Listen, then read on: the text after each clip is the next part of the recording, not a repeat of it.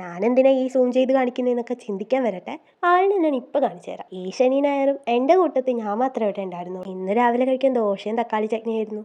കുറച്ച് ദിവസം കൊണ്ട് പനിയും ചുമയൊക്കെ ആയതുകൊണ്ട് തന്നെ ചുമയ്ക്കാതിരിക്കാൻ ഞാൻ തന്നെ കണ്ടുപിടിച്ച ഒരു ഐഡിയ ആണ് കസ്തൂരി ഗുളിക. റൂമിൽ ഒറ്റയ്ക്കായതുകൊണ്ട് തന്നെ എന്ത് ചെയ്യുമെന്ന് ആലോചിച്ച് കുറച്ച് നേരം ഇരുന്ന് പഠിക്കാമെന്ന് തീരുമാനിച്ചു. പഠിച്ചിട്ടാണെന്ന് തോന്നുന്നു പതിവില്ലാത്ത വിശപ്പൊക്കെ. എൻ്റെ മുടിക്ക് ഇത്രയേ ഉള്ളൊന്നുമില്ല.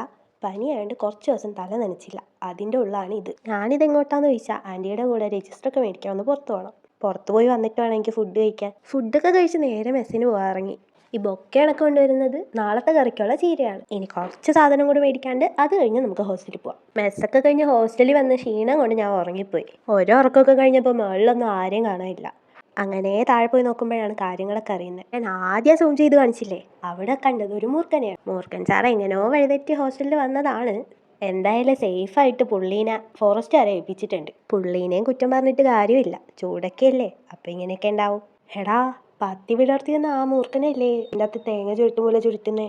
എന്നാലും ഇതിൻ്റെ അകത്ത് എങ്ങനെ ശ്വാസം കിട്ടണേ? അതൊക്കെ എന്തേലും ആവട്ടെ, നമ്മുടെ വിഷയം അതല്ലല്ലോ. ചൂട് സമയമൊക്കെയാണ്, എല്ലാവരും ഒന്ന് അലർട്ടായിരിക്കുക.